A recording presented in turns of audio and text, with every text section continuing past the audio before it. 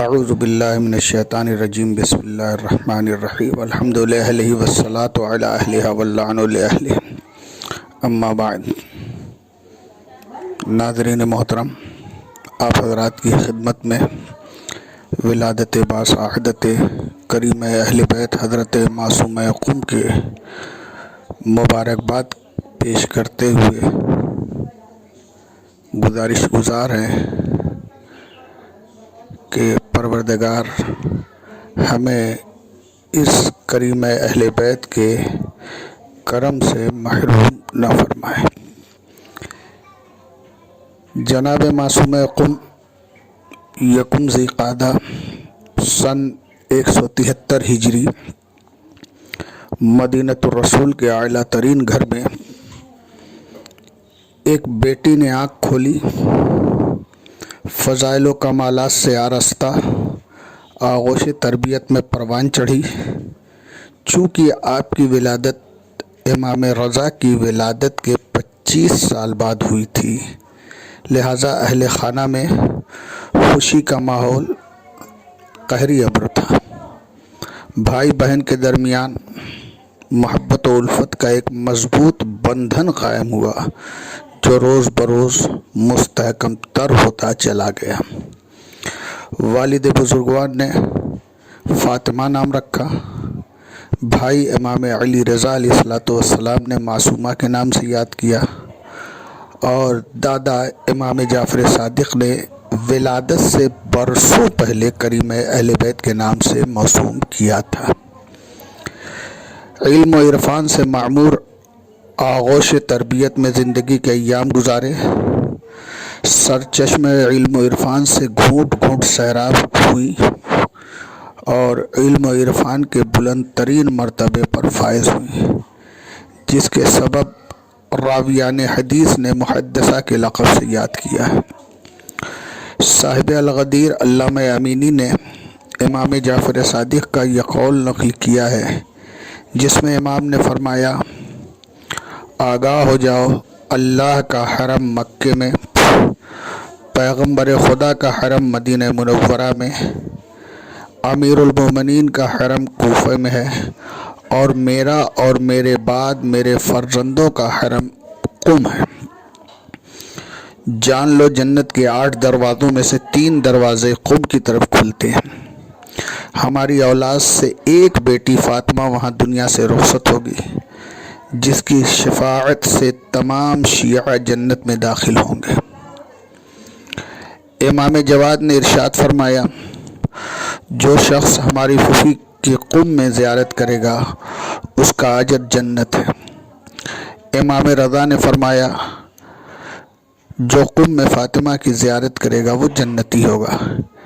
ان روایات سے آپ کے کمالات، فضائل اور عرفانی بلندی کا اندازہ لگانا آسان ہے کہ جس بی بی کی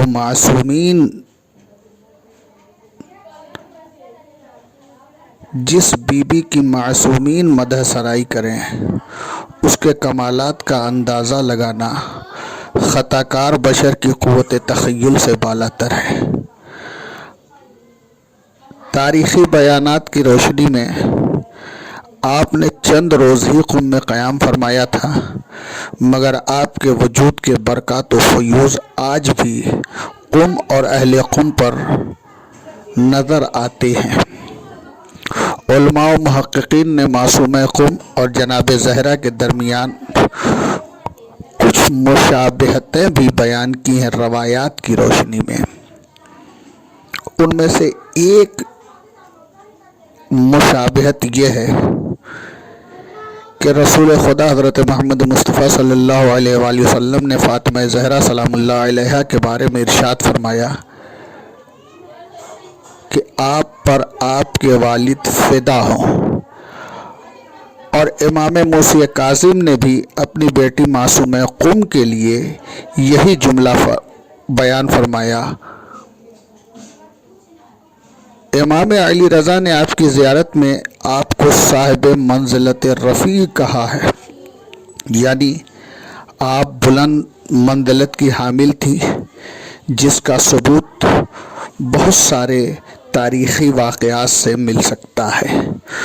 ملا صدرہ کے حوالے سے بیان کیا گیا ہے کہ جب کبھی کسی بھی مشکل امر میں یا کسی بھی مسئلے میں کوئی مشکل درپیش ہوتی اور وہ مشکل کسی بھی صورت حل نہیں ہوتی تھی تو آپ معصوم قم کی زیارت کے لیے تشریف لاتے اور یہیں سے مشکل کا حل تلاش کر کے واپس لوٹ جاتے۔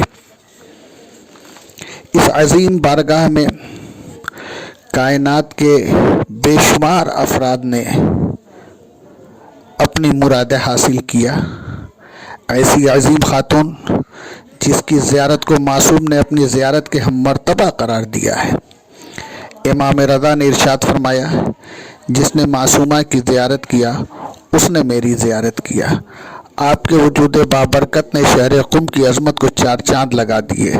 آج قم دنیا کا عظیم علمی مرکز ہے جہاں کائنات کے گوش و کنار سے تشنگان علوم سیراب ہونے کے لیے جوخ در جوخ آتی ہیں۔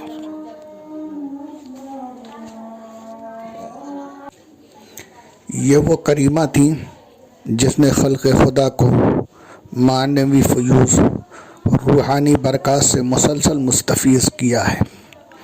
زندگی کے تھکا دینے والے مسائل سے چور ہو کر اس بارگاہ میں جب انسان حاضر ہو کر بی بی سے متوسل ہوتا ہے تو غم دنیا محو ہو جاتا ہے۔ ان گناہگار آنکھوں نے برکات کی باران مسلسل کو دیکھا ہے مگر لاشعوری کی وجہ سے محسوس نہ کر سکے یا قدر محسوس نہیں ہوئی۔ آج جب کائنات کے مسائل نے اس نورانی بارگاہ سے دور کر دیا تو قدم قدم پر احساس جرم آنکھوں سے سیل اشک رواں کر دیتا ہے۔ اے کریم اہل بیت، اپنے باران کرم سے ہم دور افتادہ لوگوں کو محروم نہ کرنا کہ پھر ہمارے پاس کوئی پناہ گاہ نہیں رہے گی۔ وآخر دعوانا ان الحمد للہ رب العالمین۔